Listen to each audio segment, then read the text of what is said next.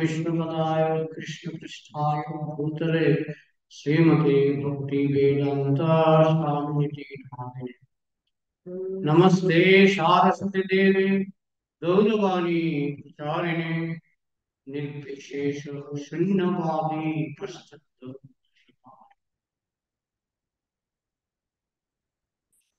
श्रीमद् भागवत चतुर्थ स्कंद प्रथम भाग द्वितीय अध्याय 2 নম্বর শ্লোক।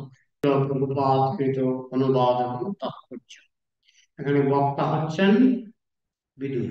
বক্তাকে বিদুর। কাকে প্রশ্ন করছেন? মৈত্র ঋষি।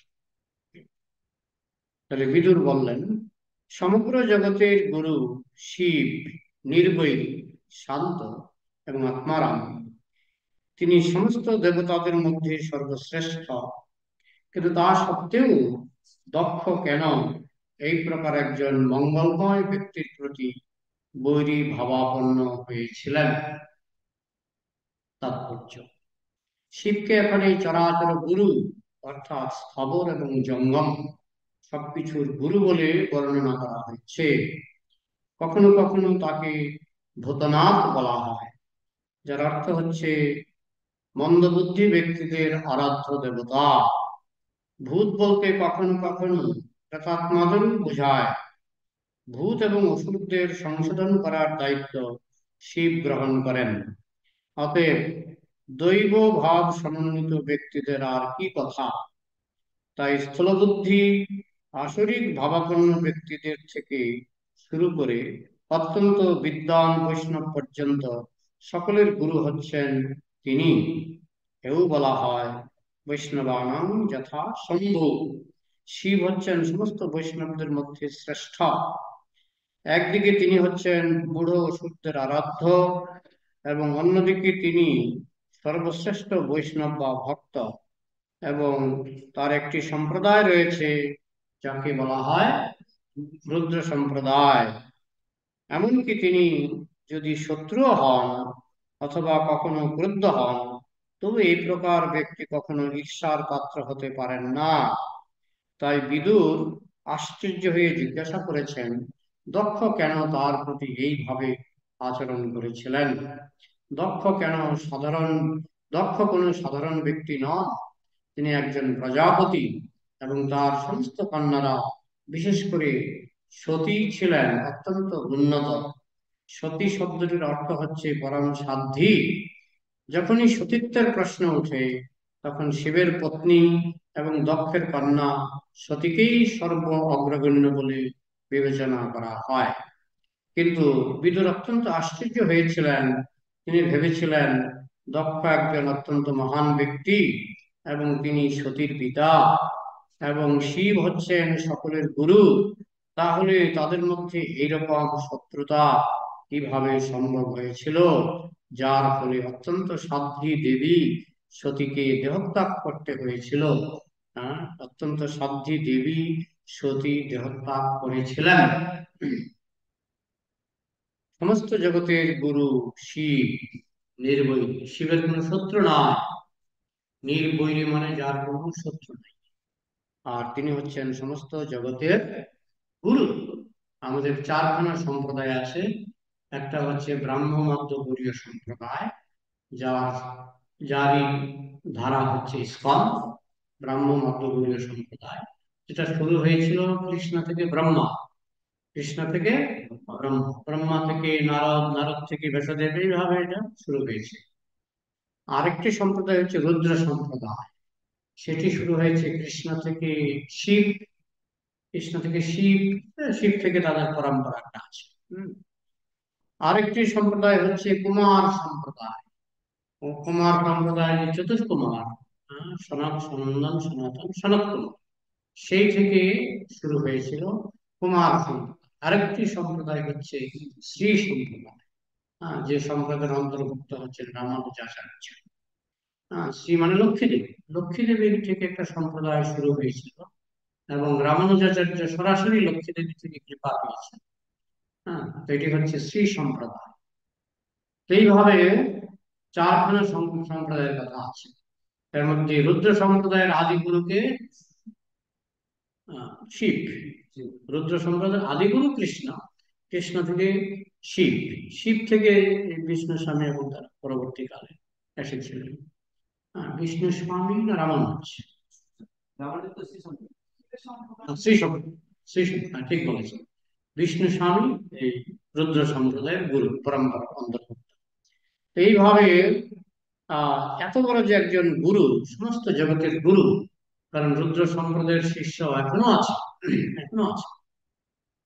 তাহলে সমস্ত জগতের গুরু শিব, যিনি কারোর শত্রুতা করেন না, বরং তিনি অসুর এবং ভূত প্রেত, তার একটি নামই হচ্ছে ভূতনাথ। ভূতনাথ, ভূতনাথ মানে ভূতের প্রভু। ভূত প্রেতের উদ্ধারের কোনো আশা নাই, একমাত্র আশা হচ্ছে শিব। এই জন্য জগতে যত অসুর, ভূত প্রেত, এরা সব শিবের ভক্ত, শিবের ভক্ত। কারণ শিব ছাড়া এদের আর কোনো গতি নেই, এত কৃপা। শিব যেভাবে ভূত প্রেতকে কৃপা করে, শিব রাবণকে কৃপা করেছিলেন। শিবের অনেক অসুর ভক্ত আছে, অনেক অসুর ভক্ত আছে শিবের ভক্ত। লবণাসুর ছিলেন শিবের, তিনি নিত্য পূজা করেন লবণাসুর। এরকম অনেক অসুর আছে যারা শিব ভক্ত ছিলেন। আর ভূত প্রেত তো সর্বদাই শিবের ভক্ত। হ্যাঁ, এইভাবে শিব হচ্ছেন নির্বৈরী, তার কোনো শত্রু নাই, শান্ত, তিনি খুব শান্তশিষ্ট এবং আত্মারাম, মানে নিজেই নিজে সন্তুষ্ট। তাকে আনন্দের জন্য কারো তার কাছে যেতে হয় না। তিনি পঞ্চমুখে রাম নাম গাম ত্রিপুরারি। শিবের একটি রূপ হচ্ছে পঞ্চমুখ, পঞ্চমুখ শিব, আমি ছবি দেখেছি পঞ্চমুখ শিব। পঞ্চমুখে রাম নাম গাম ত্রিপুরারি, পাঁচ মুখে তিনি রাম নাম, তিনি হচ্ছেন সংকর্ষণের ভক্ত, বলরামের ভক্ত। হ্যাঁ, পঞ্চমুখী, তিনি পাঁচ মুখে রাম নাম গাইছেন। তিনি আত্মারাম, নিজেই নিজে সন্তুষ্ট। তিনি সমস্ত দেবতাদের মধ্যে সর্বশ্রেষ্ঠ। তাই তার একটি নামই হচ্ছে দেবাদিদেব, দেবাদিদেব মহাদেব, দেবাদিদেব। কিন্তু তা সত্ত্বেও দক্ষ কেন এই প্রকার একজন মঙ্গলময়, শিব, শিব শব্দটার অর্থই হচ্ছে মঙ্গলময়। তো দক্ষ কেন এরকম মঙ্গলময় একজন ব্যক্তির প্রতি বৈরী ভাবাপন্ন হয়েছিলেন? দক্ষ তো একজন প্রজাপতি, উন্নত ব্যক্তি। হ্যাঁ, তো একজন উন্নত ব্যক্তি কেন এইভাবে মহান দেবাদিদেব মহাদেবের প্রতি তিনি কেন হিংসা প্রদর্শন করেছিলেন? এবং যেহেতু তার সর্বকনিষ্ঠ কন্যা সতী শিবকে বিবাহ করেছিলেন, সেই জন্য সতীকেও তিনি দেখতে পান। শিবকে এখানে চরাচর গুরু, অর্থাৎ স্থাবর এবং জঙ্গম সবকিছুর গুরু বলে বর্ণনা করা হয়েছে। চর, চর, অচর। স্থাবর মানে যেটা চলে না, যেমন গাছপালা, গাছপালা। আর জঙ্গম মানে যেটা চলে, মানুষ পশু পাখি সব চলে, ভূত প্রেত সব অচল, সচল, সচল, চরাচর। স্থাবর জঙ্গম, ভূত প্রেত হচ্ছে জঙ্গম, অসুর জঙ্গম। হ্যাঁ, সবকিছুর গুরু বলে বর্ণনা করা হয়েছে। কখনো কখনো তাকে ভূতনাথ বলা হয়। ভূতনাথ অর্থ হচ্ছে মন্দ বুদ্ধি। মানুষের মধ্যে আমরা বলি না, তো তুই একেবারে ভূতের মতো। হ্যাঁ, প্রভুপাদ মাঝে মধ্যে রান্নাঘরে, কোনো কোনো রান্নাঘরে ঢুকে বলতেন, এটা ভূতের রান্নাঘর। হ্যাঁ, একবার মুখে প্রসাদ দিয়ে বলছেন ভূতের রান্না করেছে। হ্যাঁ, অপরিষ্কারের উপর অপরিচ্ছন্ন প্রভুপাদ টের পেয়েছে, তার কাছে লুকানো সম্ভব ছিল। আর বিশেষ করে রান্নাঘরে গিয়ে যদি দেখতেন রান্নাঘর অপরিষ্কার, সঙ্গে সঙ্গে বলতেন যে ভূতের রান্নাঘর। হ্যাঁ, ভূত প্রেত মানুষের মধ্যেও আছে। যারা, ওই যেমন আমাদের এখানে একজন আসে, মাঠে একবার স্নান করে, হ্যাঁ, করে কিনা সন্দেহ, অনেকে বলে করে না। হ্যাঁ, কাপড় চোপড় ধোয় না, স্নান করে না। হ্যাঁ, তো এগুলি হলো জীবন্ত ভূত, জীবন্ত ভূত। হ্যাঁ, তো মানুষের মধ্যে যারা খুব নোংরা, হ্যাঁ, তাদেরকে ভূতের সঙ্গে তুলনা করা যায়। হ্যাঁ, এবং শিব হচ্ছে তাদের কাছেও প্রিয়। হ্যাঁ, মন্দ বুদ্ধি ব্যক্তিদের কাছেও শিব প্রিয়। এই জন্য দেখবেন যারা খুব গাঁজা টানে, হ্যাঁ, বিষ্ণু ভক্ত বৈষ্ণব গাঁজা টানা আমি দেখিনি, আমি দেখি। কিন্তু শিব ভক্ত গাঁজাখুর আমি অনেক দেখি, জীবনে অনেক দেখেছি। হ্যাঁ, আমি দুবার গঙ্গাসাগর মেলায় গিয়েছিলাম। হ্যাঁ, ওরা কাপড় পরে না, নাঙ্গা বাবা কাপড় পরে না, গাঁজা টানাই তো গেছে। আমার চোখের সামনে দেখলাম খুব করে গাঁজা টানছে, একটা লোক দেখলাম একেবারে কঙ্কাল হয়ে গেছে, কিন্তু গাঁজা টানা ছাড়ছে না। যাই হোক, এরা হচ্ছে ভূত, এরা ভূতের মতো। ভূত বলতে কখনো কখনো প্রেতাত্মাদেরও বোঝায়। আবার ভূত এবং অসুরদের সংশোধন করার দায়িত্ব পড়েছে শিবের উপর। শিবকে দায়িত্ব দেওয়া হয়েছে, যাকে কেউ সংশোধন করতে পারবে না তাকে তুমি সংশোধন করতে পারবে। এইভাবে শিবকে দায়িত্ব দেওয়া হয়েছে ভূত প্রেতকে সংশোধন করার জন্য, অসুরদেরকে সংশোধন করার জন্য। কিন্তু সংশোধন করতে গিয়ে মাঝে মধ্যে যে বিপদ পড়ে যায়, আমরা গতকাল শুনলাম, পরশু পরশু শুনলাম, হ্যাঁ, বৃকাসুরের কাহিনী। কিভাবে শিব বৃকাসুরকে আশীর্বাদ করতে গিয়ে নিজেই বিপদে পড়ে গেছিলেন। অতএব দ্বৈত ভাব সমন্বিত ব্যক্তিদের আর কি কথা।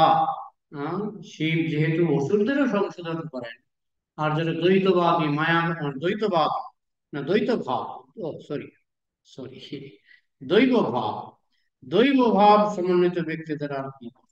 কারণ শিব যখন দুষ্ট ব্যক্তিদের সংশোধন করতে পারে, তাহলে ভালো ব্যক্তিদের তো সংশোধন করতে পারবেই। হ্যাঁ, তাই স্থূলবুদ্ধি আসরিক ভাবাপন্ন ব্যক্তিদের থেকে শুরু করে অত্যন্ত বিদ্বান বৈষ্ণব পর্যন্ত সকলেরই গুরু হচ্ছেন শিব। এও বলা হয় বৈষ্ণবানাং যথা শম্ভু, বৈষ্ণবদের মধ্যে ফার্স্ট ক্লাস সর্বশ্রেষ্ঠ বৈষ্ণব হচ্ছেন শিব, শম্ভু। হুম। নিম্নগানম যথা গঙ্গা, দেবানাম উচ্যুত যথা, বৈষ্ণবানাম যথা শম্ভু, পুরাণানাম ইদম তথা। নিম্নগানাম যথা গঙ্গা, নিম্নগামী নদীদের মধ্যে সর্বশ্রেষ্ঠ হচ্ছে গঙ্গা। নিম্নগানম যথা গঙ্গা, আহ, দেবানাম উচ্চত যথা, সমস্ত আরাধ্য দেবের মধ্যে উচ্চত মানে কৃষ্ণ হচ্ছেন সবার উপরে। আর নিম্নগানম যথা গঙ্গা, দেবানাম উচ্চত যথা, আহ, বৈষ্ণবানাম যথা শম্ভু, সমস্ত বৈষ্ণবদের মধ্যে সর্বশ্রেষ্ঠ হচ্ছেন শম্ভু বা শিব। আহ, পুরাণানাম ইদং তথা, সমস্ত পুরাণের মধ্যে শ্রীমদ্ ভাগবত পুরাণ, অমল পুরাণ হচ্ছে সর্বশ্রেষ্ঠ। এরকম একটা শ্লোক আছে। হ্যাঁ, তো বৈষ্ণবানাং যথা শম্ভু, শিব হচ্ছেন সমস্ত বৈষ্ণবদের মধ্যে শ্রেষ্ঠ। একদিকে তিনি হচ্ছেন মূঢ় অসুরদের আরাধ্য, আর অন্যদিকে তিনি সর্বশ্রেষ্ঠ বৈষ্ণব বা ভক্ত। তার একটি সম্প্রদায় রয়েছে যাকে বলা হয় রুদ্র সম্প্রদায়। শিবের সম্প্রদায়ের নাম হচ্ছে রুদ্র সম্প্রদায়। হ্যাঁ, অনেক সময় বলা হয় যে আপনারা শিবের পূজা করেন না। না, আমরা শিবের পূজা করি বছরে একবার, বছরে একবার, সেটা শিবরাত্রি। শিবরাত্রি সেটা আমাদের মায়াপুরে, মায়াপুর মন্দিরে হয় না, কিন্তু মায়াপুর মন্দির থেকে 5 কিলোমিটার দূরে রয়েছে রাজাপুর জগন্নাথ মন্দির। সেখানে শিবলিঙ্গ আছে, এবং বৈষ্ণবরা সেখানে গিয়ে শিবরাত্রিতে শিবের মাথায় শিবলিঙ্গে জল ঢালে, দুধ, জল, মধু, পঞ্চগব্য ঢালে। হ্যাঁ, তো এইভাবে যেহেতু আমাদের সম্প্রদায়টা ব্রহ্ম সম্প্রদায়, ব্রহ্ম মধ্য গৌড়ীয় সম্প্রদায়, আমরা তো বছরে একবার ব্রহ্মার পুজো করি না। যদিও ব্রহ্মার সম্প্রদায় হচ্ছে আমাদের সম্প্রদায়, আমরা বছরে একবারও মধ্যাচার্যের পূজা করি না আমাদের ইচ্ছে মতো। হ্যাঁ, তো তার কারণ হচ্ছে আমরা যদি সবার পূজা করতে চাই, তাহলে আমাদের গুরু পরম্পরায় কমপক্ষে আপনি কয়েকশো গুরু পাবেন, কমপক্ষে কয়েকশো গুরু পাবেন। এখন সবার পূজা করতে গেলে তো 16 মালা জপ হবে না। আপনি যদি ব্রহ্মার পূজা করেন, শিবের পূজা করেন, মধ্যাচার্যের পূজা করেন, হ্যাঁ, নিম্বার্কাচার্যের পূজা করেন, সবার পূজা করলে আপনি 16 মালা জপই করার সুবিধা নেই। যে কারণে আমরা 33 কোটি দেব দেবীর পূজা করি। হ্যাঁ, গাছের গোড়ায় জল ঢাললে, হ্যাঁ, ডালপালা হয়ে যায়। হ্যাঁ, না হলে, হ্যাঁ, তবে হ্যাঁ, যারা রুদ্র সম্প্রদায়ের শিষ্য, তারা কিন্তু আমাদের থেকে বেশি শিবের পূজা করে। কারণ তাদের আদিগুরু হচ্ছেন শিব। আর আমরা ব্রহ্মমন্ত্রী গৌরীয় সম্প্রদায়ের মধ্যে যারা প্রধান প্রধান আচার্য, হ্যাঁ, তাদের আমরা পূজা করি। আর শিব পূজা আমরা বছরে একবার করে থাকি, তবে শিবের প্রতি শ্রদ্ধা ভক্তি আমাদের আছে। কেননা তিনি, আমরা জানি তিনি একজন মহান বৈষ্ণব। একবার দুর্গা দেবী শিবকে প্রশ্ন করেছিলেন, কার আরাধনা সর্বশ্রেষ্ঠ, প্রশ্ন করেছিলেন। দুর্গা দেবী পার্বতী প্রশ্ন করেছিলেন শিবকে। শিব বললেন, আরাধনাং সর্বেষাং বিষ্ণুর আরাধনাং পরম। হে দেবী পার্বতী, সমস্ত আরাধনার মধ্যে বিষ্ণুর আরাধনা হচ্ছে সর্বশ্রেষ্ঠ। আর কৃষ্ণকে বলা হয় আদি বিষ্ণু। কৃষ্ণকে বলা হয় আদি বিষ্ণু। তো এই কথা শুনে দুর্গা দেবী মনে একটু অসন্তুষ্ট হলেন, কারণ তিনি বিষ্ণুর আরাধনা করার সময় পান। কারণ সারাদিন শিবের যত্ন করতে করতে, শিবের যত্ন মানেই পূজা, যত্ন মানেই আরাধনা, শিবের আরাধনা করতে করতে দুর্গা দেবী পার্বতী আর কৃষ্ণ পূজার সময় পান না। তখন দুর্গা দেবীর মনটা একটু ভারী হয়েছে। তখন মহাদেব বুঝতে পারলেন যে আমার স্ত্রী আমার উত্তরে সন্তুষ্ট নয়, এবং কেন সন্তুষ্ট নয় সেটাও বুঝতে পারলেন। কারণ পার্বতী দেবী তিনি শিবের পূজা করতে করতে তিনি আর বিষ্ণু পূজার সময় পান না। অথচ শিব বলছেন, আরাধনানাং সর্বেষাং বিষ্ণুর আরাধনাং করা, সমস্ত আরাধনার মধ্যে বিষ্ণুর আরাধনা হচ্ছে সর্বশ্রেষ্ঠ। তো পার্বতী যখন মুখ ভার করে আসেন, শিব আবার বললেন, তস্মাৎ পরতরং দেবী তদীয়াং সমর্চন।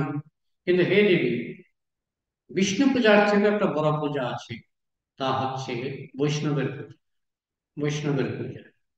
এই কথা শুনে পার্বতী খুব খুশি হয়েছিলেন, কারণ তিনি জানেন আমার স্বামী পরম বৈষ্ণব এবং আমি সেই বৈষ্ণবের পূজা করছি। হ্যাঁ, এখন মায়াপুরে আপনার 365 দিনে, 365 দিনে 364 দিন, 365 দিনই রাধা মাধবের পূজা হচ্ছে। কিন্তু শিব পূজা দেখা যাচ্ছে বছরে একদিন। হ্যাঁ, শিবরাত্রি। শিবরাত্রি তো মায়াপুরে হয় না, এটা হয় রাজাপুর। শিবকে আমরা শ্রদ্ধা করি, কিন্তু আমাদের প্রধান আরাধ্য হচ্ছে কৃষ্ণ। তিনি শিবেরও আরাধ্য, তিনি শিবেরও আরাধ্য। হুম। অন্যদিকে তিনি সর্বশ্রেষ্ঠ বৈষ্ণব। তার একটি সম্প্রদায় রয়েছে যাকে বলা হয় রুদ্র সম্প্রদায়। এমনকি তিনি যদি শত্রু হন, তিনি মানে কে এখানে? শিব। শিব যদি শত্রু হন, অথবা শিব যদি কখনো রেগে যান, তবু এই প্রকার ব্যক্তি কখনোই ঈর্ষার পাত্র হতে পারে না। আমাদের একটা স্বভাব হচ্ছে, কেউ যদি রেগে যায়, মনে করেন আপনি একজন ভক্তকে খুব ভালোবাসেন, শ্রদ্ধা করেন, হঠাৎ করে সেই ভক্ত আপনাকে একটা ধমকি দিল, তো তারপর থেকে আরি আরি আরি বোঝেন তো? আরি মানে ভক্তের সঙ্গে আর কথা বলবেন না। আরি হয়ে যায়। কিন্তু এখানে বলা হচ্ছে শিবের মতো ভক্ত তিনি যদি ক্রুদ্ধ হন, রেগেও যান, হ্যাঁ, তিনি যদি কারোর সঙ্গে একটু শত্রুতাও করেন, তবু তাকে ঈর্ষা করা উচিত নয়। কারণ এরা মহান ব্যক্তি, এদের ধমকও আমার মেডিসিন। এরা যদি আমাকে ধমকও দেয় তাহলে আমার মেডিসিন। তাই বিদুর আশ্চর্য হয়ে জিজ্ঞাসা করেছিলেন, দক্ষ কেন তার প্রতি এইভাবে আচরণ করেছিলেন? দক্ষ তো কোনো সাধারণ ব্যক্তি নন, তিনি একজন প্রজাপতি, এবং তার সমস্ত কন্যারা, বিশেষ করে সতী, ছিলেন অত্যন্ত উন্নত। সতী শব্দটির অর্থই হচ্ছে পরম সাধ্বী। যখনই সতীত্বের প্রশ্ন উঠে, সতী শব্দটাই তো চালু হয়েছে সতী থেকে। হ্যাঁ, তখন শিবের পত্নী এবং দক্ষের কন্যা সতীকেই সবার অগ্রগণ্য বলে বিবেচনা করা হয়। তাই বিদুর অত্যন্ত আশ্চর্য হয়েছিলেন। তিনি ভেবেছিলেন দক্ষ একজন অত্যন্ত মহান ব্যক্তি, এবং তিনি সতীর পিতা, এবং শিব হচ্ছেন সকলের গুরু। তাহলে তাদের মধ্যে এরকম শত্রুতা কিভাবে সম্ভব হয়েছিল, যার ফলে অত্যন্ত সাধ্বী দেবী সতী দেহত্যাগ করেছিলেন? তার উত্তর, মজাদার উত্তর আস্তে আস্তে আসবে অধ্যায়ে। দক্ষযজ্ঞ, কিভাবে দক্ষযজ্ঞ পণ্ড হয়েছিল, কিভাবে দক্ষের গলা কাটা গিয়েছিল এবং তাকে ছাগলের মাথা দেওয়া হয়েছিল, অদ্ভুত অদ্ভুত কাহিনী এখানে আসবে। তো এটা ছিল বিদুরের প্রশ্ন, এবং পরবর্তী অধ্যায়গুলি এই বিদুরের প্রশ্নের উত্তরে মৈত্রেয় মুনি দক্ষযজ্ঞের বর্ণনা করেছিলেন। তো আমরা প্রশ্ন উত্তরের জন্য কিছু সময় রাখতে চাই, কারণ অনেক সময় প্রশ্ন উত্তর 9টা পর্যন্ত বেজে যায়। এই জন্য আমরা প্রশ্ন উত্তরের জন্য আমরা কিছু সময় রাখতে চাই। আপনাদের কিছু প্রশ্ন আছে? হ্যাঁ,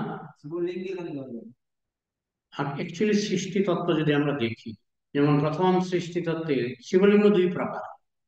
শিবলিঙ্গ দুই প্রকার। একটা হচ্ছে জ্যোতির্লিঙ্গ, যেটা মহাবিষ্ণু থেকে যে শিবলিঙ্গ, সেটা হচ্ছে জ্যোতির্লিঙ্গ, সেটা জ্যোতির্ময়।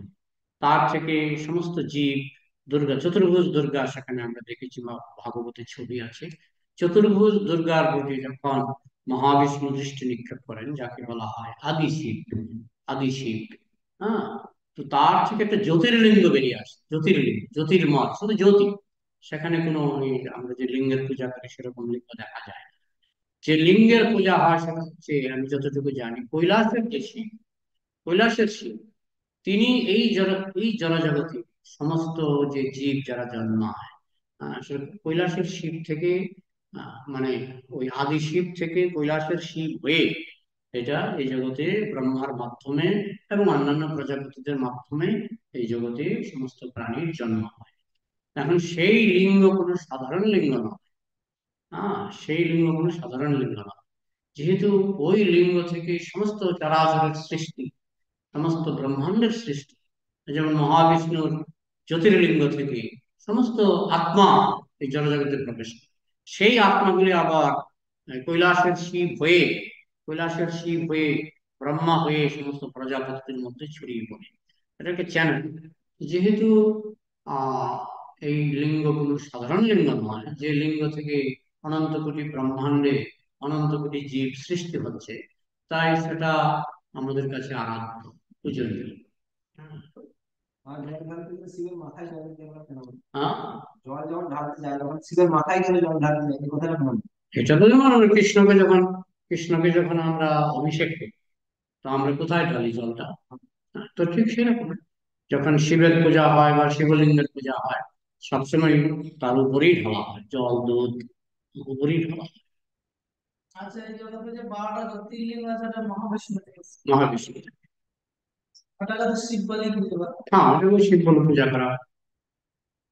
একটা প্রশ্ন ছিল, হ্যাঁ, বলবো। ওই যে শিব তো শুনলাম যে আত্মা, আত্মা।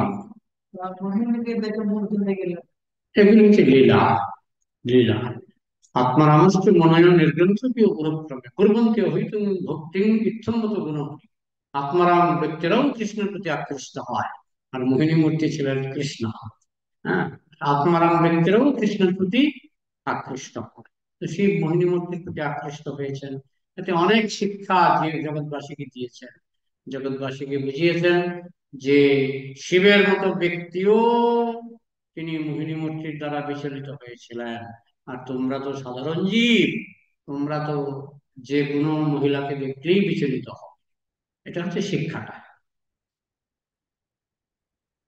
ঠিক আছে, এগুলি লীলা। মন্দ কর্ম করিলেও মন্দ নয় তা না। উন্নত ব্যক্তিরা যদি মন্দ কর্ম করে, সেটাকে মন্দ বলে গণ্য করা অপরাধ। হুম। আর কিছু অনলাইন প্রশ্ন? দেখো, প্রশ্নের হরে জন্য আমি কৃষ্ণ প্রভু, সময় ছেড়ে দণ্ডবত দিয়েছি। প্রণাম। ধন্যবাদ, প্রণাম।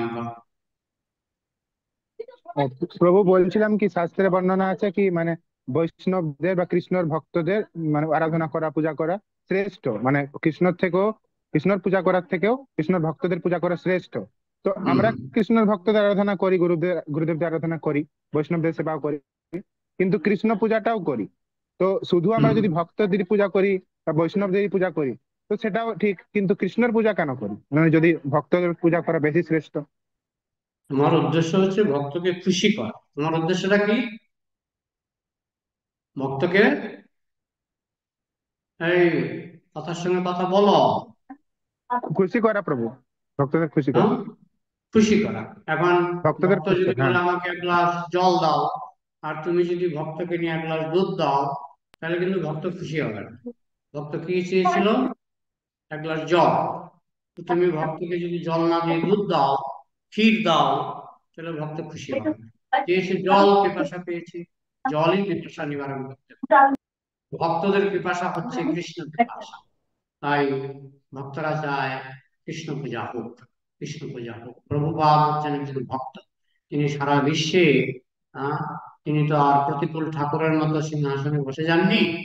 তিনি সিংহাসনে বসিয়েছেন কৃষ্ণকে, সিংহাসনে বসিয়েছেন জগন্নাথকে, সিংহাসনে বসিয়েছেন নরসিংহদেবকে।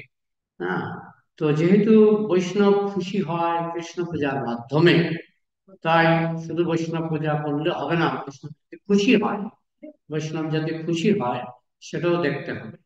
বুঝতে বোঝাতে পারলাম? হ্যাঁ হ্যাঁ হ্যাঁ প্রভু, বুঝে গেলাম প্রভু। ধন্যবাদ আচ্ছা। প্রভু, হরে কৃষ্ণ। হুম। বলছি আমরা ব্রহ্ম মধ্যে গৌর সম্প্রদায়, তা ব্রহ্মার পুজো করে না কেন বছর একবার? অন্য সম্প্রদায় সেগুলো আমি আরেকটা প্রশ্ন করি, আমাদের পরম্পরায় কয়জন গুরুদেবের ছবি আছে? পরম্পরায় 5 জন আছে। 5 জন আছে। আচ্ছা, 5 জনের মধ্যে আমরা গুরুদেবের বেশপূজা করি, তারপরে গুরুদেবের উপরে আছেন প্রভুপাদ, ওনার বেশপূজা করি। তার উপরে আছেন ভক্তি সিদ্ধান্ত সরস্বতী ঠাকুর, ওনার বেশপূজা ইস্কনে আমি দেখিনি। তার উপরে আছেন জগন্নাথ, জগন্নাথ না গৌর কিশোর দাস, তো তারও বেশপূজা তো ইস্কনে হয় না। তার উপরে আছেন জগন্নাথ দাস বাবাজি, তার তো 12টা পর্যন্ত উপবাসও হয় না, 12টা পর্যন্ত উপবাস হয় গৌর কিশোর পর্যন্ত। তারপরে আর এরপরে যারা যারা আছে তাদের কিন্তু 12টা পর্যন্ত উপবাস হয় না। আমি যদি প্রশ্ন করি, তাহলে তো তারা তো আমাদের গুরু পরম্পরা, তো তাদের তাদের বেশপূজা আমরা কেন করি না? এখানে দেখো কতজন আছে, ওখানে এই ছবিতে 32টা বেশপূজা তুমি করো কিনা? হ্যাঁ, না, এরা তো ব্রহ্ম সম্প্রদায়, এরা 32 জন ব্রহ্ম সম্প্রদায়, তো 32টা বেশপূজা তুমি করো কিনা? কেন? হ্যাঁ হ্যাঁ, সমস্যা আছে, তুমি যদি 32টা বেশপূজা করতে যাও, অন্যান্য পূজা আর 32টা বেশপূজা করতে, বেশপূজা উপবাস করতে যাও, কথাটা বুঝেছো, তাহলে তোমার শরীর টিকবে না। মানুষের সামর্থ্য অনুসারে নিয়ম করা হয়েছে, নিকটবর্তী গুরু পরম গুরু এই অবধি তোমার পূজা করা বাঞ্ছনীয়। তার উপরে তুমি যদি উঠতে যাও, তোমার কষ্ট হবে। প্রশ্নটা কি? কিন্তু অন্য সম্প্রদায়ের মেন। হ্যাঁ, এবার প্রশ্নটা বুঝতে পেরেছি। অন্য সম্প্রদায়ের গুরু শিবকে আমরা পূজা করি, কিন্তু আমাদের সম্প্রদায়ের আদি গুরু ব্রহ্মা বলতে গেলে তার পূজা কিন্তু করি না। তো সেগুলি, ব্রহ্মার মধ্যে একটা অভিশাপ ছিল, ব্রহ্মার একটা অভিশাপ ছিল যে তোমার পূজা জগতে হবে না। হয়তো সেই অভিশাপের মর্যাদা রাখতে গিয়ে একটা হতে পারে। আরেকটা হতে পারে, যখন অগ্নিহোত্র যজ্ঞ হয়, তখন আমি শুনেছি সেখানে ব্রহ্মার আহ্বান করা হয়। কথাটা বলছি তো, হয়তো কোনো না কোনো ভাবে হয়, কিংবা অভিশাপের কারণে আমাদের সম্প্রদায়ে ব্রহ্মার পূজাটা বন্ধ আছে। সারা ভারতে ব্রহ্মার পূজা খুব কম। আমি এক জায়গায় দেখছিলাম খুব কম। হ্যাঁ, খুবই কম হয় ব্রহ্মার পূজা, বিরল বিরল। ঠিক আছে। আচ্ছা, আর কারো প্রশ্ন? হরে কৃষ্ণ বাবু, উত্তম বলছি। বলো। বলছি কি, গৌর গোপাল দাস, শ্রীমৎ গৌর গোপাল আহ, উনি হচ্ছেন একজন বৈষ্ণব হ্যাঁ, থেকে দীক্ষিত। তো চিনি, উনার ভালো করে চিনি। হ্যাঁ, তো উনার কালকে আমি ইন্টারভিউ দেখছিলাম ইন্ডিয়া টিভিতে। তো হ্যাঁ, উনি তিলক করেছেন, কিন্তু ওনার মাথায় শিখা নাই, এটা হ্যাঁ। কেন? এখন গৌর গোপাল প্রভু যদি মদ খায়, প্রশ্নটা প্রেমাঞ্জন দাসকে না করে গৌর গোপাল দাসকেই করা উচিত। ঠিক আছে না উত্তম প্রভু?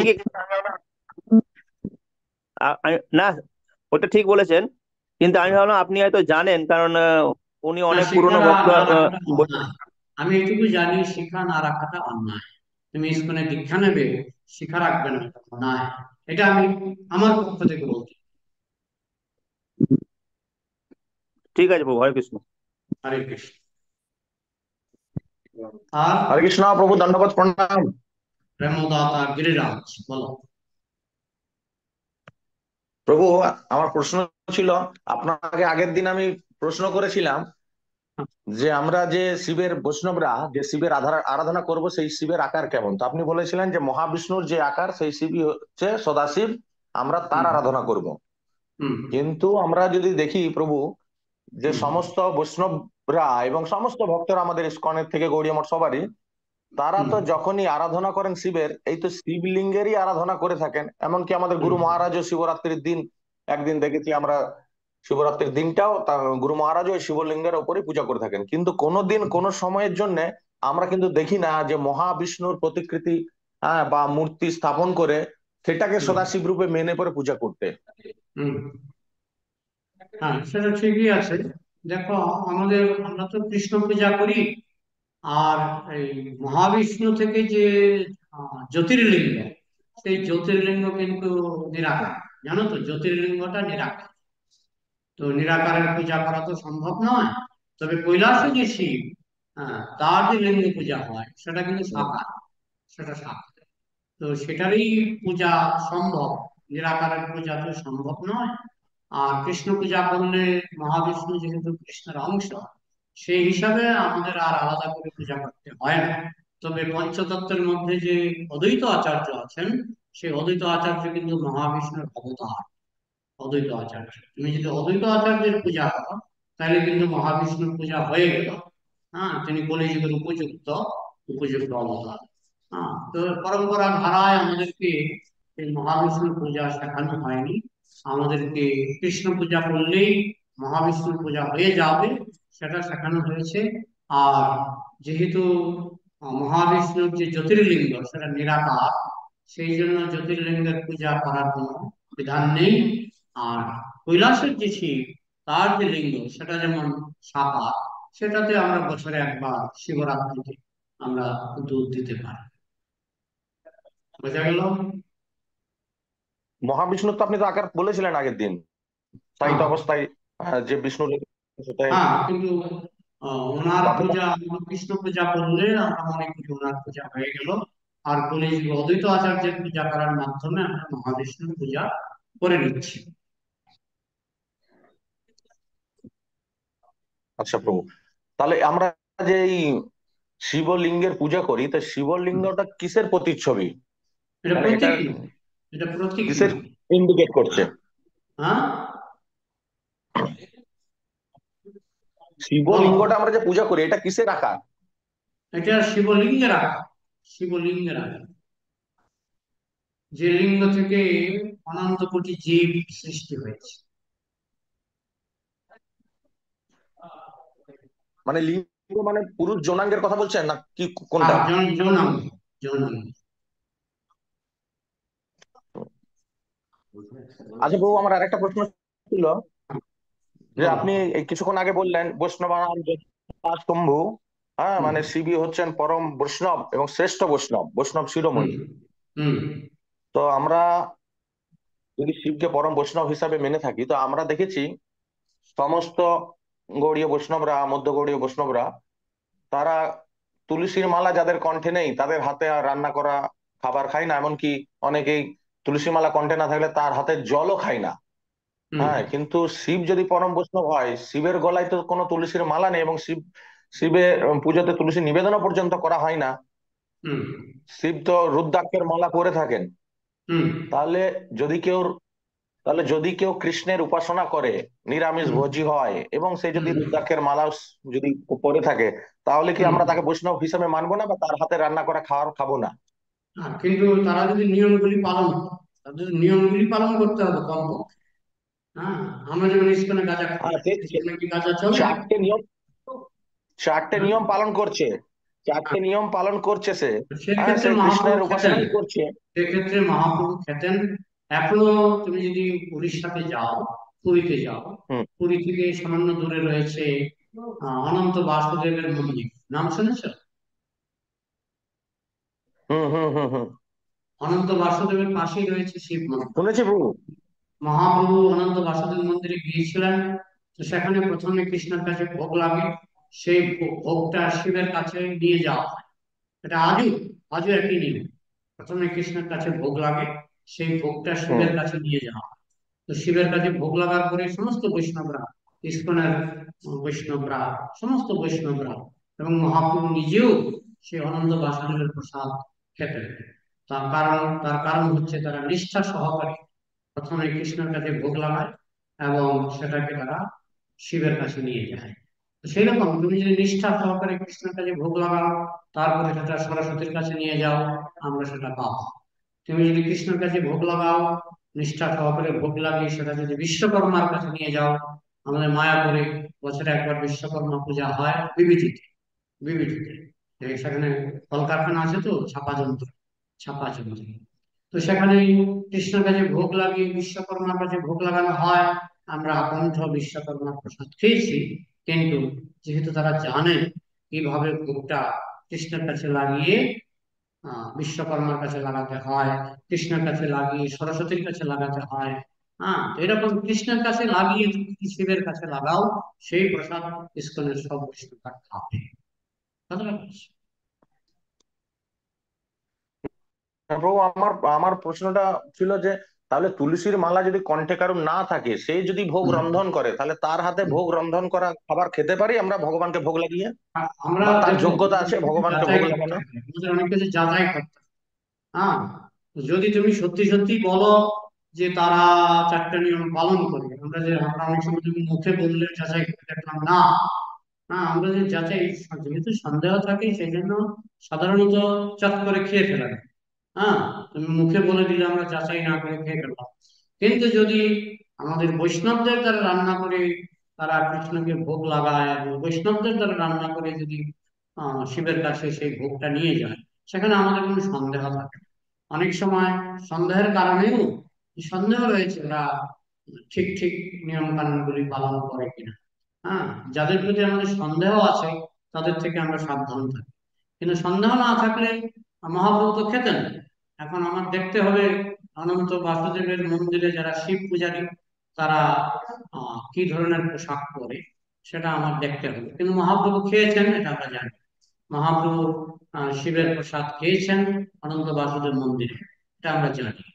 মানে শিবের প্রসাদ নয়, ওই প্রসাদ, ওই ভোগটা রন্ধন কারা করেছিল?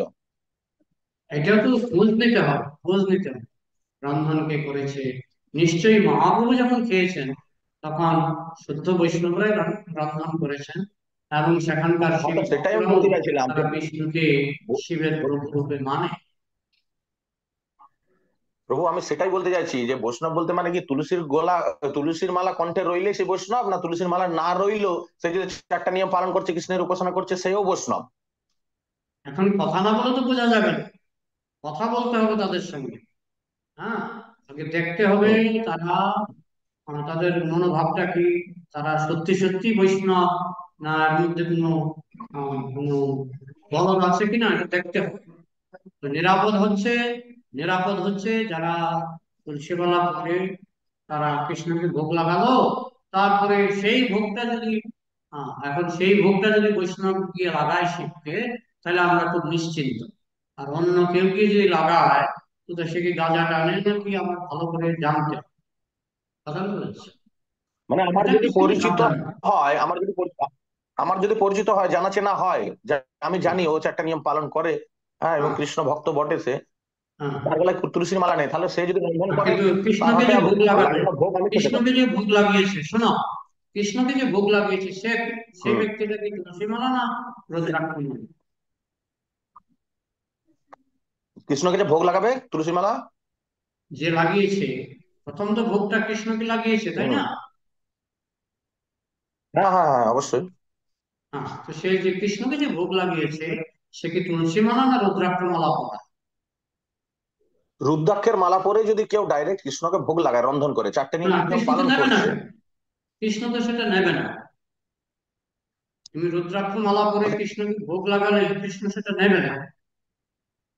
আচ্ছা, সেটাই তো বলছি যে আমাদের তাহলে পরম বৈষ্ণব যদি শিব যদি রুদ্রাক্ষের মালা পরে থাকেন, তাহলে আমরা তাদের কাছ দেখো, থেকে শিবের। শিবের ক্ষেত্রে আলাদা, কারণ শিবের পরম্পরাটাই আলাদা। শিবের পরম্পরাটাই আলাদা।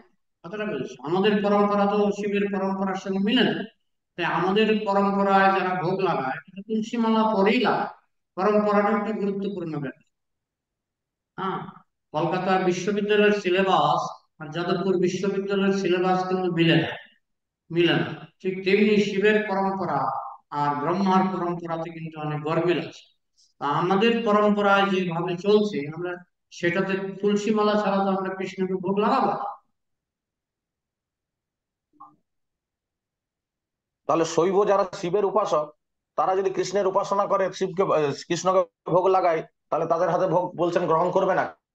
আর কৃষ্ণ প্রথমেই বলবে, আগে মালাটা খুলে আসো তো, মালাটা খুলে আসো, রুদ্রাক্ষ মালাটা খুলে আসো। হুম, এরকম আমাদের আগরতলা মন্দিরের যে প্রেসিডেন্ট, তিনি আগে ছিলেন শিব ভক্ত, রুদ্রাক্ষ মালা পরতেন।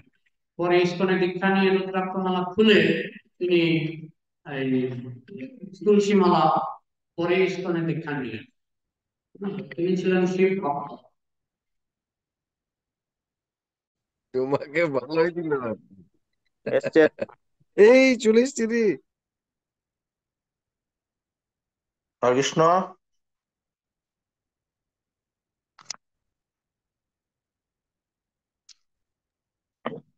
বাবু নেট চলে গেছিল।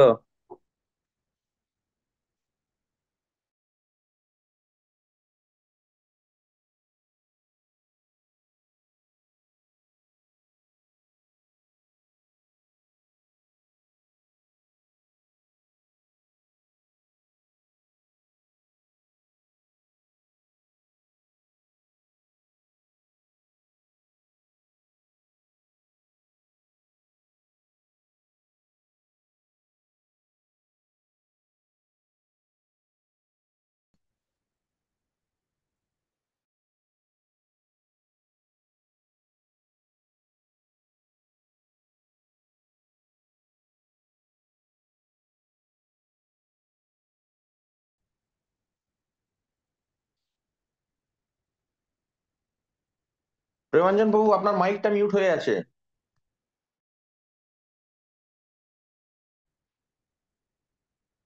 আমার ফোন আসাতে মাইকটা মিউট হয়ে গেছে। হ্যাঁ, এবার হ্যাঁ প্রভু প্রণাম। হচ্ছে কেটে গেছিল প্রভু, প্রায় 2 মিনিট ছিল না, মানে পুরোটা কেটে গেছিল। ওই ফোন আসছে যে এই জন্য, কারণ ও ইন্টারনেট। আচ্ছা আচ্ছা। হ্যাঁ, বলো। হ্যাঁ, তো আমার বিষয় সেটাই ছিল যে আমরা শিবকে যখন পরম বৈষ্ণব বলছি, হ্যাঁ, তো হুম, উনি বৈষ্ণব মানে তো যিনি বিষ্ণুর উপাসনা করেন, কৃষ্ণের আরাধনা করেন।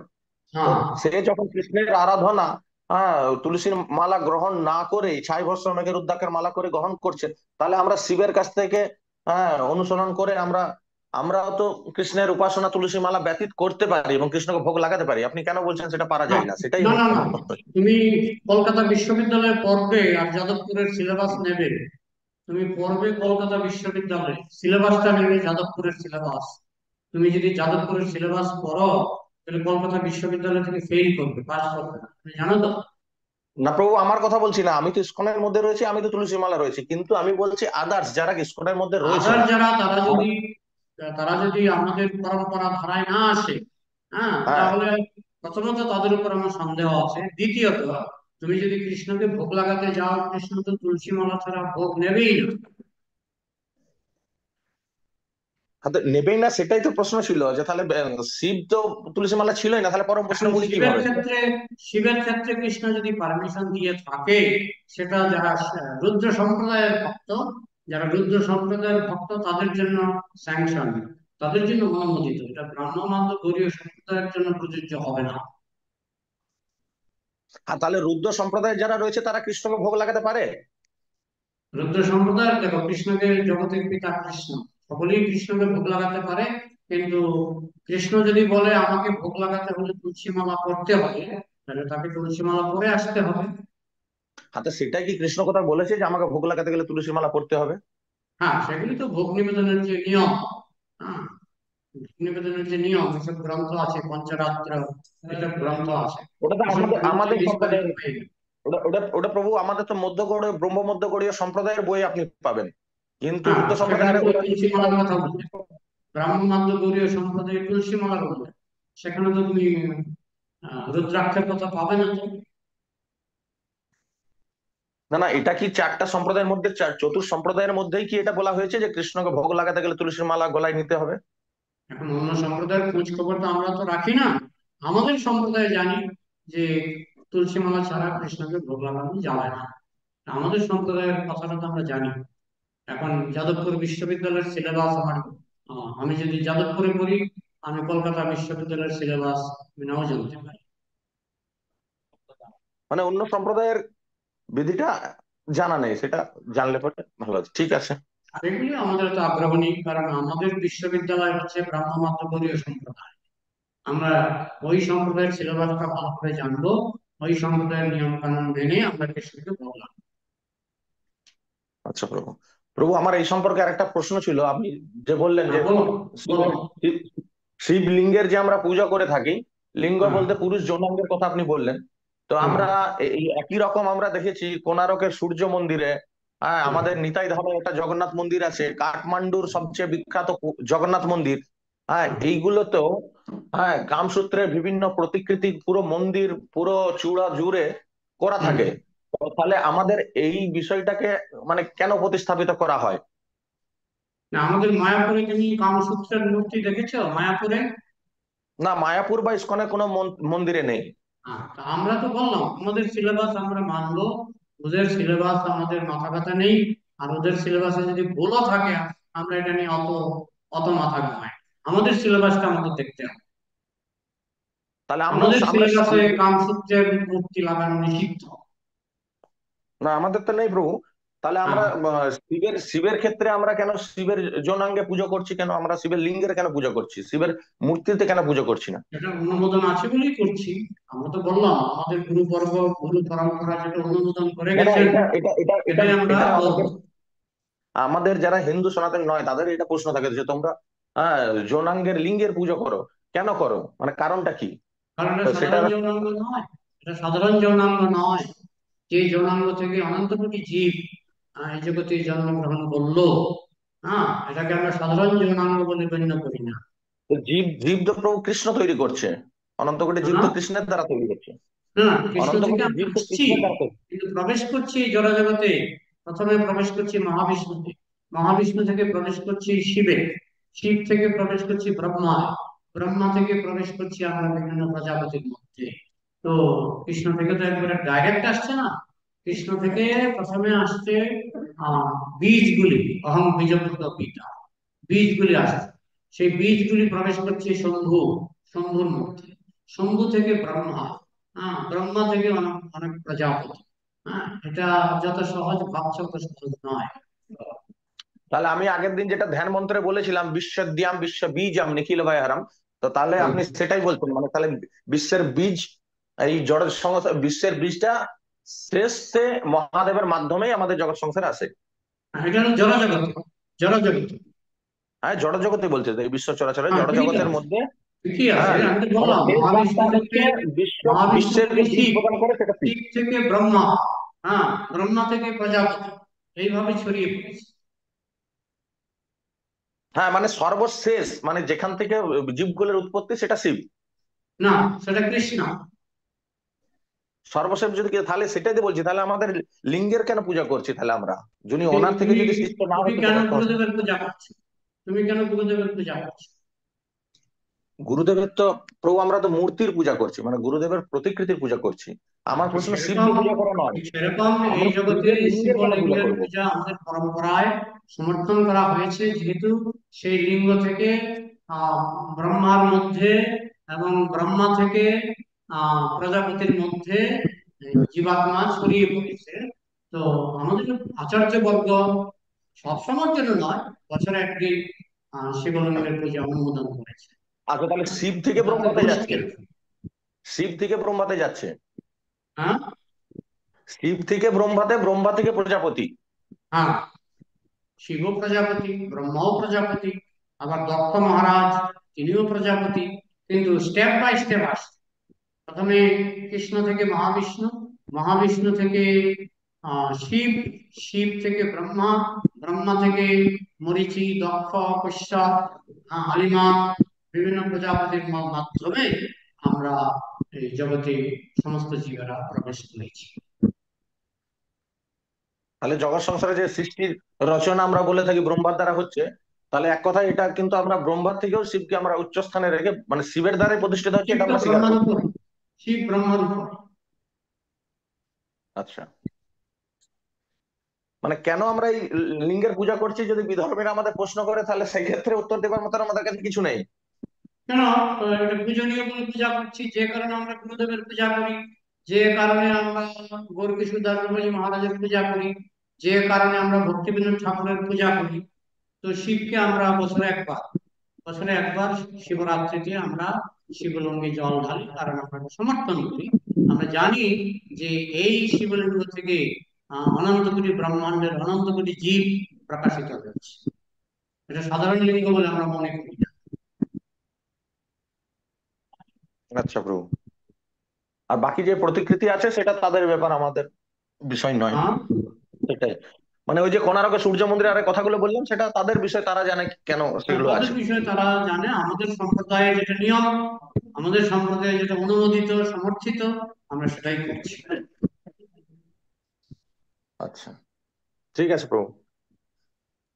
হরে কৃষ্ণ বাবু, উত্তম বলছি। বলো। আমার এর উপর একটা মন্তব্য ছিল। আমি হ্যাঁ। এক ব্রাহ্মণ এই বিষয়ে কথা বলেছিলাম, তো উনি হুম। বলেছিল যে লিঙ্গটা হচ্ছে শিবের আকৃতি, ঔরা। এটা শিবের ঔরা, শিবের আকৃতি। এটাকে পৌরা তোমরা মানে কি? জন পৌরা মানে কি? ঔরা মানে আকৃতি, আকৃতি শিবের আকৃতি। আকৃতি। এটা শিবের একটা প্রতিচ্ছবি আকৃতি। এটা তো ওনাকে ইয়ে থেকে বলতে হবে, গ্রন্থ থেকে বলতে হবে। হ্যাঁ, এটা কিসের আকৃতি? শিবের যৌনাঙ্গের আকৃতি, না তার মুখের আকৃতি, না তার কানের আকৃতি? না, কিসের আকৃতি? না, তার একটা শরীরের আকৃতি, তার শরীরের আকৃতি। উপরটা হয় উনি যে শিবলিঙ্গ। আর শিব পুরাণে পরিষ্কার উল্লেখ আছে এটা লিঙ্গ। শিব পুরাণ আমার ঘরে আছে, আমি শিব পুরাণ পড়েছি, এবং সেখানে পরিষ্কার উল্লেখ আছে শিবের লিঙ্গ। হ্যাঁ, লিঙ্গ আচ্ছা, মানে যৌনাঙ্গ। আচ্ছা, ঠিক আছে। হরে কৃষ্ণ বাবু। হরে কৃষ্ণ। তাহলে রাখছি। গ্রন্থরাজ শ্রীমদ্ হরে কৃষ্ণ ভাগবত। প্রভু, হ্যাঁ, ঈশান বলছিলাম। বলো বলো প্রভু, তাড়াতাড়ি। হরে কৃষ্ণ। হ্যাঁ, শুনতে পাচ্ছি। হ্যাঁ, বলছিলাম যে বৈষ্ণব নাম যথাসম্ভব মানে শিবকে পরম বৈষ্ণব বলা হয়েছে, কিন্তু তিনি তো তুলসীর মালা ধারণ করেন না এবং তিনি তুলসী পত্র নেন না, মানে তার যে ভোগ লাগে এখন দেখো, তিনি তুলসী। শান্তপু, আমি প্রশ্ন বুঝেছি। আচ্ছা, হুম একজন পরম বৈষ্ণবের নাম বলছি, তার নাম হচ্ছে গরুর পাখি। নাম শুনেছে হুম গরুর পাখি? হুম হুম হুম তিনি বৈষ্ণব কিনা? হ্যাঁ, বৈষ্ণব, গরুর বৈষ্ণব। তার প্রধান খাদ্য হচ্ছে মাছ, তার প্রধান খাদ্য হচ্ছে সাপ। গরুর পাখির হুম প্রধান খাদ্য হচ্ছে সাপ, তার প্রধান খাদ্য হুম হচ্ছে মাছ। হ্যাঁ, তাই বলে কি আমরা মাছ সাপ খাবো নাকি? ঊর্ধ্বলোকে, না, আমরা ঊর্ধ্বলোকে আমরা খাব আমরা খাবো ভগবান না, যাকে যেটা কিন্তু অনুমোদন করেছেন, হুম ঊর্ধ্বলোকে গরুর পাখিকে অনুমোদন করেছে তুমি মাছ খেতে পারো, তুমি সাপ খেতে পারো। হ্যাঁ, ঊর্ধ্বলোকে ভগবান শিবকে অনুমোদন করেছেন, তুমি রুদ্রাক্ষ করতে পারো। হ্যাঁ, তো এগুলি ঊর্ধ্বলোকের ব্যাপার। আমাদের লোকে যেটা অনুমোদন করা হয়েছে, যে ইসকনে দীক্ষা নিতে গেলে বা গৌড়ীয় সম্প্রদায়ে দীক্ষা নিতে গেলে তুলসী মালা ধারণ করতে হবে।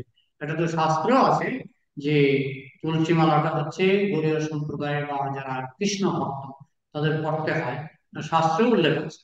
তো সুতরাং আমরা আমাদের পরম্পরা ধরে থাকবো। এখন গরুর পাখি মাছ খায়, আমিও মাছ খাবো। সেই রুদ্রাক্ষ করে আমিও রুদ্রাক্ষ করবো। এগুলো ঊর্ধ্বলোকের ব্যাপার। কৃষ্ণ অনুমোদন দিয়েছেন ওদেরকে, কিন্তু আমাদের অনুমোদন দেয় না। না, মানে আমার কোয়েশ্চেনটা হচ্ছে যে যিনি আদি গুরু, যিনি পরম বৈষ্ণব, কৃষ্ণের নাম্বার ওয়ান মানে ডিভোটি ভক্ত, তো তিনি হুম। কৃষ্ণের জিনিসগুলোকে নেন না কেন? তিনি তো কৃষ্ণের প্রিয় হচ্ছে তুলসী পত্র, শিব তুলসী পত্র নেন না। কৃষ্ণের প্রিয় হচ্ছে তুলসীর মালা, তিনি তুলসী তুলসীর তো মালাও নেন তুলসী না। তো তুলসী তো গুরুদেবের থালায় ভোগে লাগে না তো। তুলসী গুরুদেবের থালায় ভোগে লাগে না, জানো তো। সেটা শুধু কৃষ্ণকে দেওয়া হয়। হ্যাঁ, কৃষ্ণের ভোগটা তুমি যদি হ্যাঁ গুরুদেবকে দাও, শিবকে দাও, সেখানে তুলসী দেওয়া যায়, সেখানে তুলসী দেওয়া যায়। কিন্তু আগে সেই তুলসীটা কৃষ্ণের উচ্ছিষ্ট হতে হবে। সেই তুলসীটা হুম কৃষ্ণের উচ্ছিষ্ট হতে হবে। হুম কিন্তু কিন্তু তিনি তো মানে মানে তিনি আমাদের যেমন বৈষ্ণব যে সম্প্রদায়, মানে হুম। আমরা যারাই আছি কৃষ্ণের ভক্ত, তারা তো তুলসীর মালা ধারণ করি এবং আমরা তো সেটা কোন ত্রিপুণ্য করি সম্প্রদায়? না, সেটা শিব শিবের সম্প্রদায় ভক্তরা তো। নয়। চারটা সম্প্রদায় আছে, হুম আমি যে চারটা বিশ্ববিদ্যালয়, যাদবপুর হ্যাঁ, বিশ্ববিদ্যালয়ের রুদ্র ছেলে। রুদ্র সম্প্রদায়। রুদ্র সম্প্রদায় আমরা নই। আমরা রুদ্র সম্প্রদায় নই। না, এই আমরা রুদ্র তো রুদ্র সম্প্রদায়ের মধ্যে সম্প্রদায় নয়, আমাদের মানে ওই রুদ্র সম্প্রদায়ের সিলেবাস আমাদের মানে জানা। আমার হ্যাঁ মানে আমার ওইটাই কোয়েশ্চেন হচ্ছে যে শিব মানে ত্রিপুণ্ড, ওর তো মাথাতে যে ভস্মটা লাগায় সেটা ত্রিপুণ্ড আকার থাকে, হ্যাঁ, আর শিব তো তুলসীর মালা পরেনি না।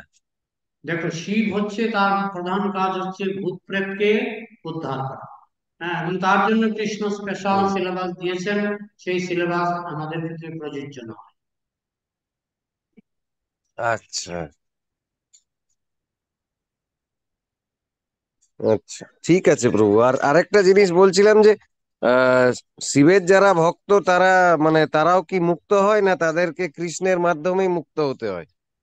এখন তুমি যদি শিবলোক অব্দি যাও, তাহলে তুমি শিবের ভক্ত হয়েই শিবলোকে যেতে পারবে। আর যদি তুমি গোলকে যেতে চাও, তোমাকে কৃষ্ণের ভক্ত হতে হবে। মানে শিবের ভক্তরাও মুক্ত হয়, মানে জীবাত্মা হ্যাঁ, মানে মুক্তি তারা মানে হয়ে শিবলোক অব্দি যায়। শিবলোকে যায়। হ্যাঁ, আর প্রভু বলছিলাম যে যত দেব দেবী বা ভগবান আছে, এমন কি মহাদেবও কৃষ্ণেরই অংশ তো, হ্যাঁ, কৃষ্ণ সকলেই কৃষ্ণের অংশ। স্বরূপ? সকলেই কৃষ্ণের অংশ। তা বললেন যে শিবলিঙ্গ থেকে সৃষ্টি হয়েছে সবকিছু, তো আমরা তো জানি যে না না, কৃষ্ণর তুমি প্রথম অংশ। থেকে শুনোনি ক্লাসটা। ক্লাসটা প্রথম থেকে শুনোনি। কৃষ্ণ থেকে সমস্ত জীব আসে মহাবিষ্ণুর মধ্যে, মহাবিষ্ণু থেকে সমস্ত জীব আসে আহ শম্ভু, শম্ভুর মধ্যে। শম্ভু মানে শিব। শিব থেকে সমস্ত জীব আসে ব্রহ্মার মধ্যে। ব্রহ্মা থেকে সমস্ত জীব, অনেক প্রজাপতি ব্রহ্মা সৃষ্টি করেন, তাদের মধ্যে ছড়িয়ে পড়ে। গোড়া হচ্ছে কৃষ্ণ।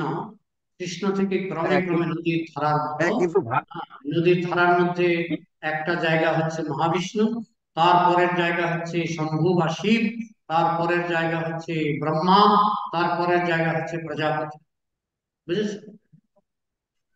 কিন্তু ভাগবতে তো লেখা আছে যে ব্রহ্মার ভ্রুকুট থেকে শিব এসছে, বিষ্ণু থেকে এসছে হ্যাঁ, ব্রহ্মা, এখন বিষ্ণু বসুদেব নাভি থেকে থেকে কৃষ্ণের জন্ম। হুম, ক্রস টকিং করবে না। বসুদেব হুম, থেকে কৃষ্ণের জন্ম। এখন বসুদেব ভগবান না হুম। কৃষ্ণ ভগবান? কৃষ্ণ ভগবান, কিন্তু কৃষ্ণ তো প্রকট হয়েছিলেন, তিনি তো কোনো হ্যাঁ, গর্ভে শিবও আসেনি, প্রকট ডাইরেক্ট হয়েছেন, প্রকট হয়েছিলেন। ব্রহ্মার কপাল থেকে শিব হুম, প্রকট হয়েছেন। হ্যাঁ, তো এখন হুম। ব্রহ্মার নিচে শিব উপরে। আচ্ছা, বসুদেব থেকে কৃষ্ণের জন্ম বা প্রকট, সেখান থেকে বসুদেব বড় না কৃষ্ণ বড়? কৃষ্ণ বলো। দশরথ কৃষ্ণ বড়, মহারাজ বড় না রামচন্দ্র বড়? রামচন্দ্র বড়। ভারতের প্রধানমন্ত্রী অটল বিহারী বাজপেয়ীর বাবা ছিলেন একজন প্রাইমারি স্কুলের শিক্ষক। ওই জন্য বলো, বলো। কি বলছেন? ভারতের প্রধানমন্ত্রী, প্রাক্তন প্রধানমন্ত্রী অটল বিহারী বাজপেয়ীর বাবা ছিলেন প্রাইমারি স্কুলের শিক্ষক।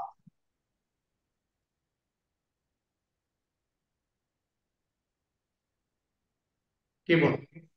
বাবা বাবা বাবা শিক্ষক, প্রাইমারি স্কুলের শিক্ষক দিয়ে উনি বড়। কি হিসাবে মানে বসুদেব বড়? তুমি বলছো বসুদেব বড়, কৃষ্ণ ছোট, সেটাই বলতে চাইছো? না, না না, কৃষ্ণ বড়। কৃষ্ণই বড়, কৃষ্ণই বড়। হ্যাঁ, তাহলে বসুদেবের কৃষ্ণই থেকে বড়, তো তিনি তার প্রকট। প্রকট হয়েছিলেন। তিনি তো প্রকট হয়েছেন বসুদেব থেকে। তো ঠিক তেমনি ব্রহ্মা থেকে শিবের প্রকট। না না প্রভু, হ্যাঁ, কিন্তু ঠিক বড়। বসুদেব থেকে না, তিনি তিনি স্বয়ং প্রকট হয়েছিলেন, তিনি কোনো ইয়ে থেকে প্রকট হননি, শিব যতটা আমি শিব জানি। স্বয়ং প্রকট হয়েছেন ব্রহ্মার কপাল থেকে। শিব স্বয়ং প্রকট হয়েছেন হুম। ব্রহ্মার কপাল।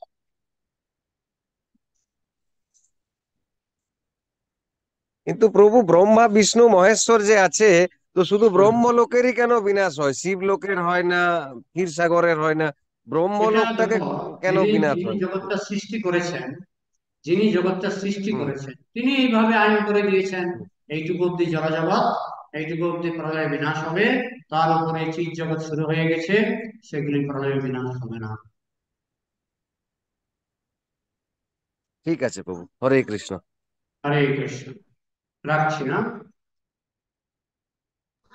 প্যাচারে তুমি হরে কৃষ্ণ প্রভু। কোটি পেজ দিতে পারে, কিন্তু যেগুলো কৃষ্ণ শাস্ত্রে প্রভু আছে, সাধুগুরু শাস্ত্র। হ্যাঁ বলো। বলছিলাম এই ঈশান প্রভুকে বলছিলাম যে উনি যে বলছিলেন শিবের বিষয়টা, যে শিব তুলসী পাতা আর এসব শিবের বিষয় দেখতে গেলে তো আমাদের গোপীরাও তো তিলক ধারণ না করে পরে তারা কৃষ্ণ। হ্যাঁ, গোপীরাও তিলক ধারণ করে না, ধারণ একাদশী করে না। হ্যাঁ, ওদের সঙ্গে আমরা টেক্কা দেবো না। ঠিক আছে।